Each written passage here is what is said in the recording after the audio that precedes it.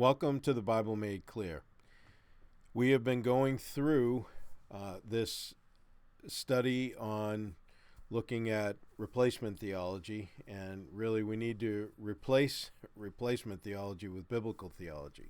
So we had come to the place where we are at the next in our outline, and it is when will this be fulfilled? So we looked at who owns the land. God gave it to Israel.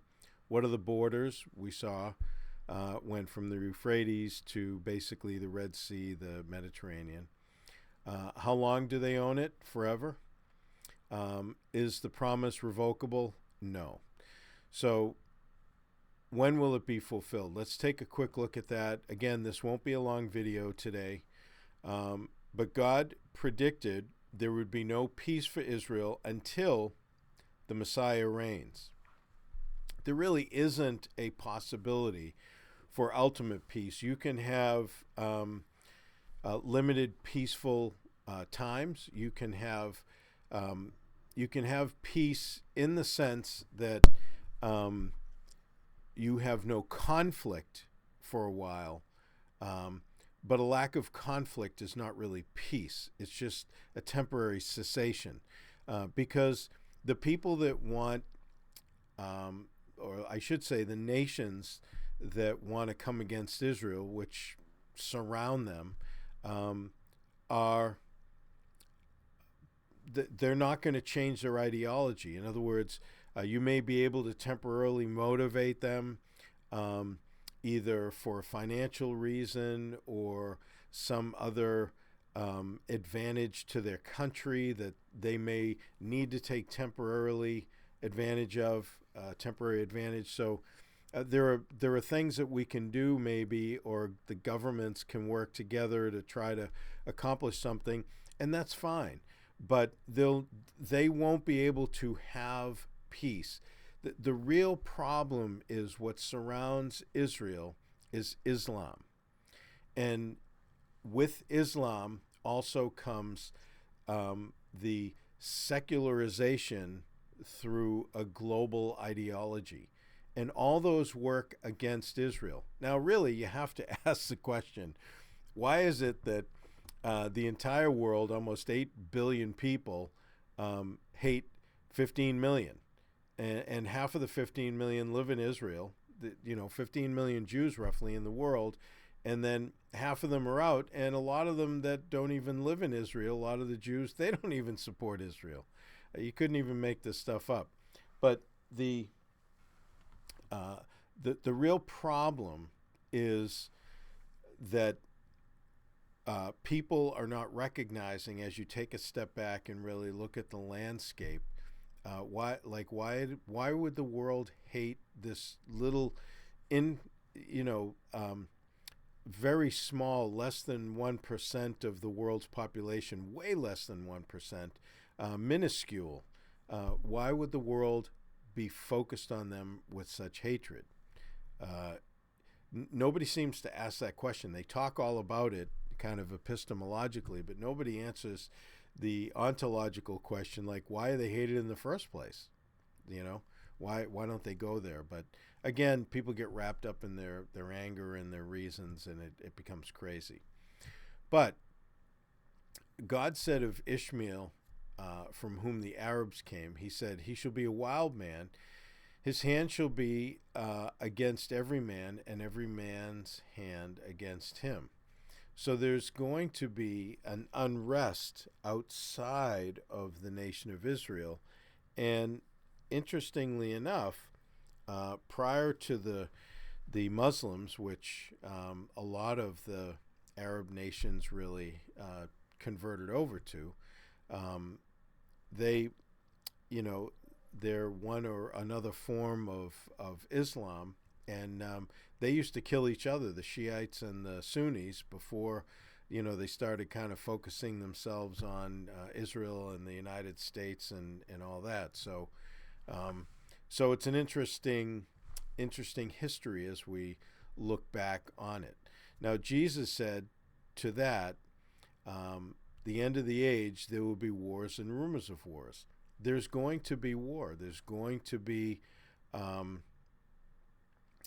all kinds of skirmishes around the world. I mean, if you look at the nations that are at war right now around the world, it's crazy. You look at these small conflicts. President Trump, I think, has done a good job. He's really brought peace to a number of wars, 8 at this point. I know he's trying to bring peace in the Middle East, but that's, he can try, and it may get a cessation of conflict for a while, but ultimately, you can't really go against what's written. Now, that doesn't mean you shouldn't try to have peace. I mean, we certainly don't want to have war.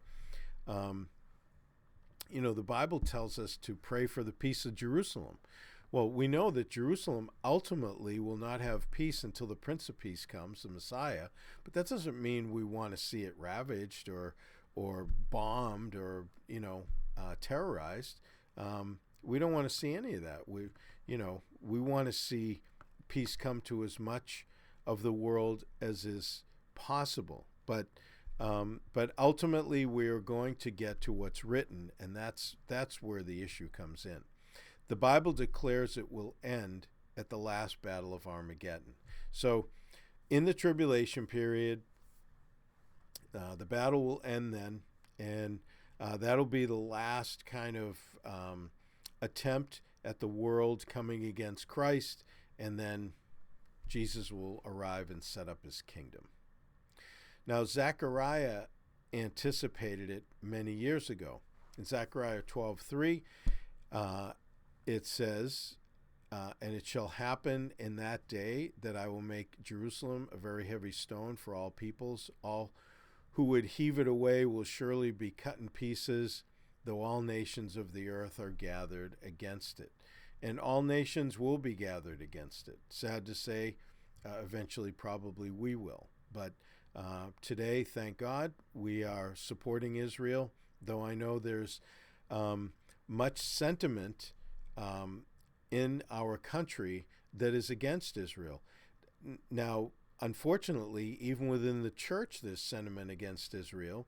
Like the reason we're doing this video series is because so much of the church is just confused and uneducated as far as what the scriptures actually teach. And people have this view that somehow, Israel is, in a sense, to be wiped off the map, no different than the Islamists would like to do, the Islamic countries. And why Christians would take up that position. Now, again, they don't want to blow them up, but what's the difference? They want to just disregard them as inconsequential in God's plan.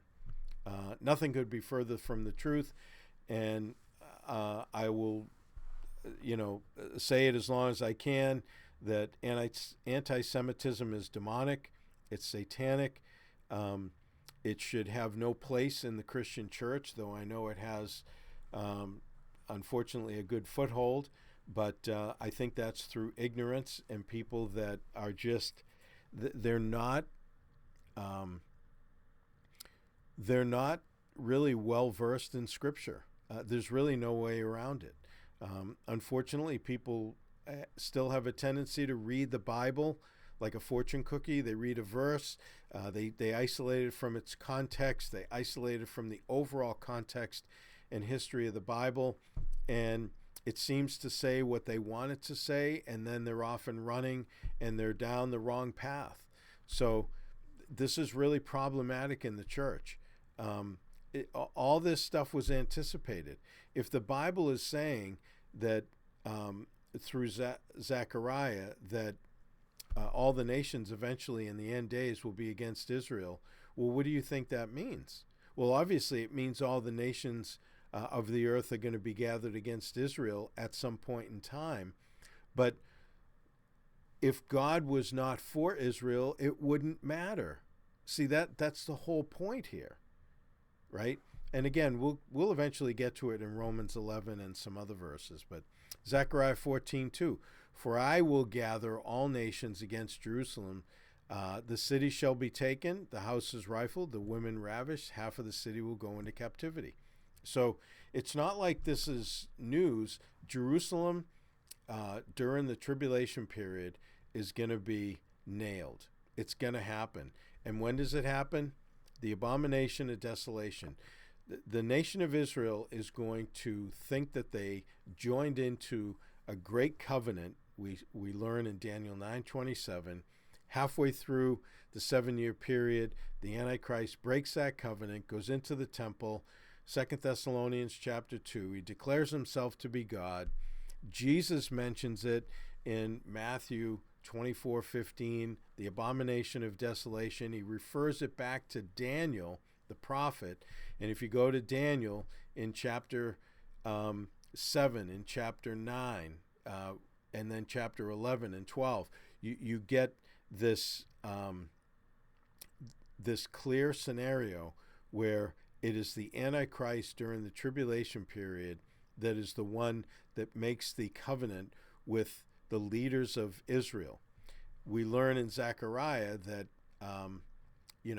eventually, 2/3 of the Jews are not going to make it through the tribulation period. And it is because of that reason, because they have joined forces with the Antichrist, and then they will most likely perish, along with the fact that many that come to faith will perish too through the Antichrist's hands.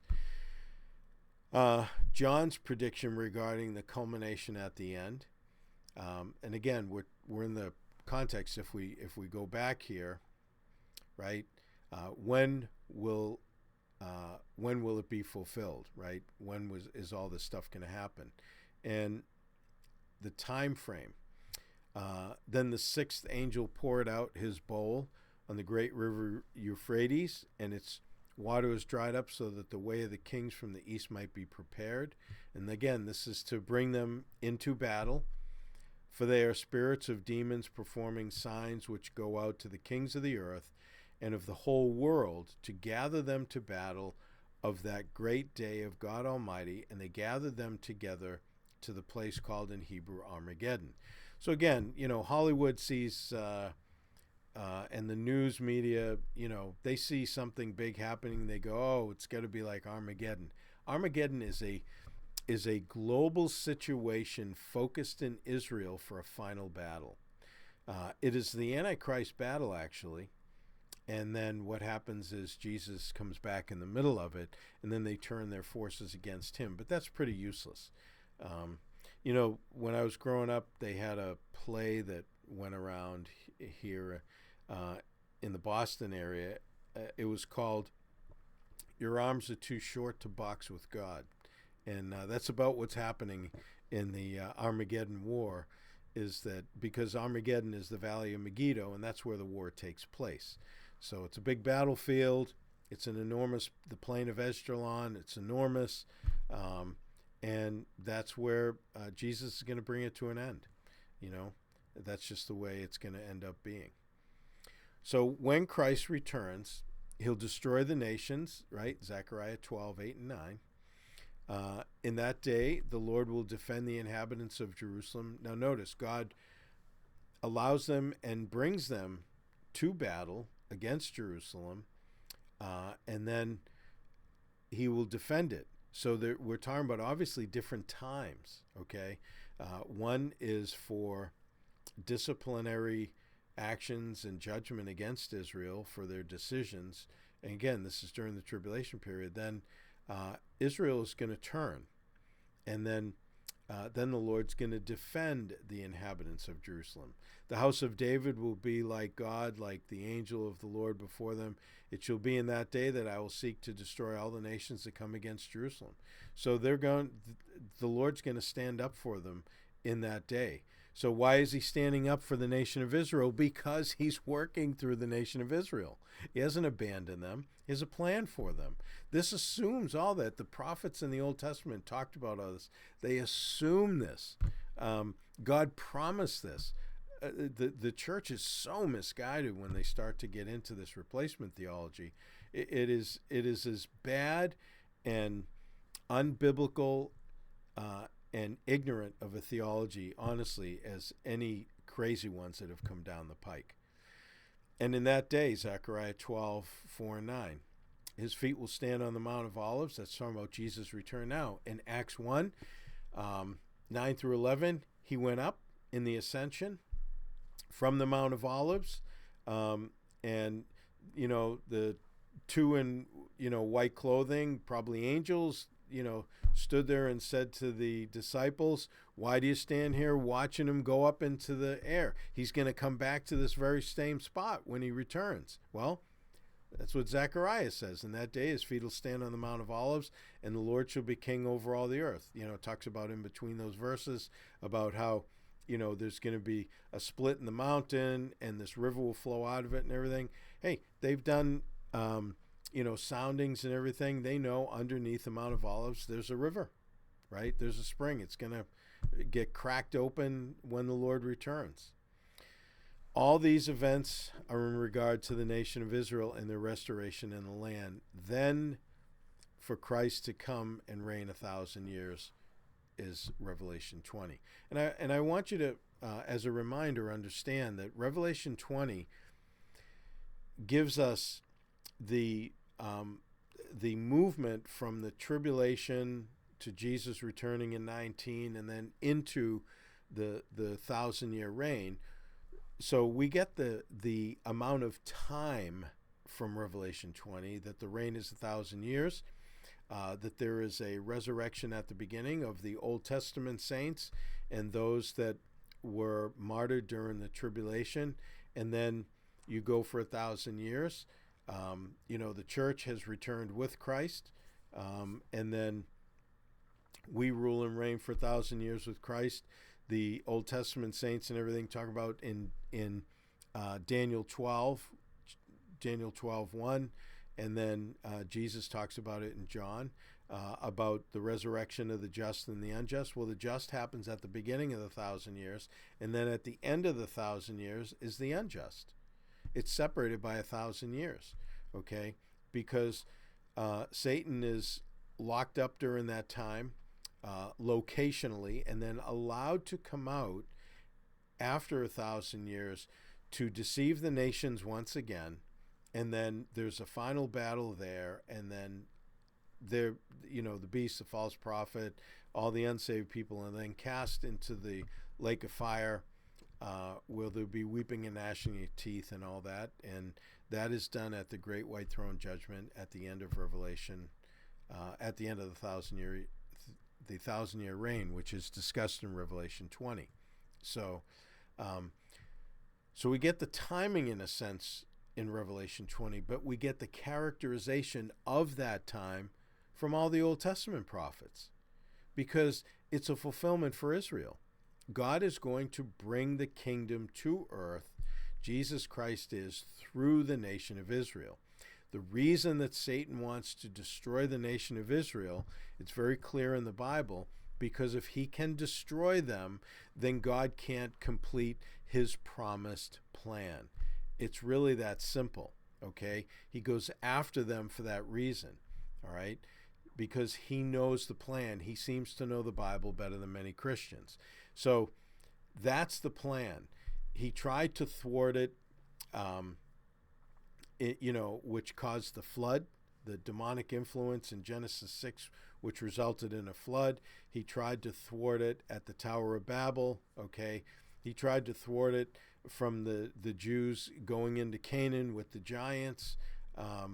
And so, everything that God did, requiring, that is required for him to accomplish in order to bring the kingdom back to earth that was unfortunately kind of banished from the Garden of Eden from that time point.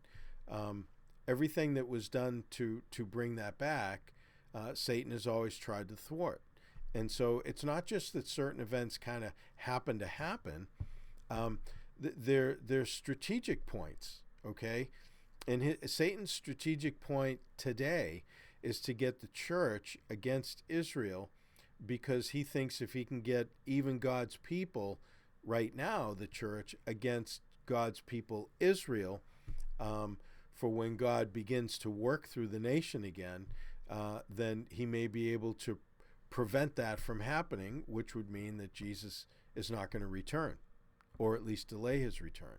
So this is part of the problem here. I hope you guys understand that. Israel will be converted, right? Again, we're pulling out of Zechariah what's going to happen in the tribulation period, right? The tribulation period in the book of Revelation is chapter 6 through 18. And I will pour on the house of David and on the inhabitants of Jerusalem the spirit of grace and supplication. Then they will look on me whom they have pierced, and they will mourn for him as one mourns for his only son. Now, I want you to understand something. This was not fulfilled, prior to today.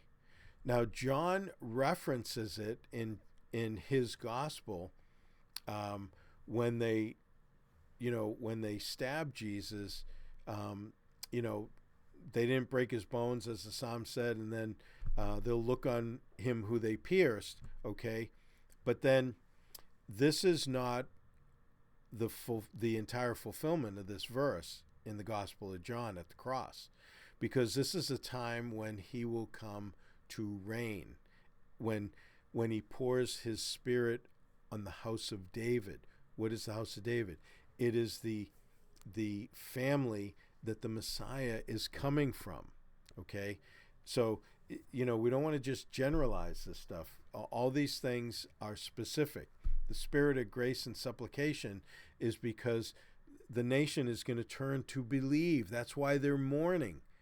The nation of Israel was not mourning at the cross. Okay, so we see a lot of what is going to happen in the future in the book of Zechariah.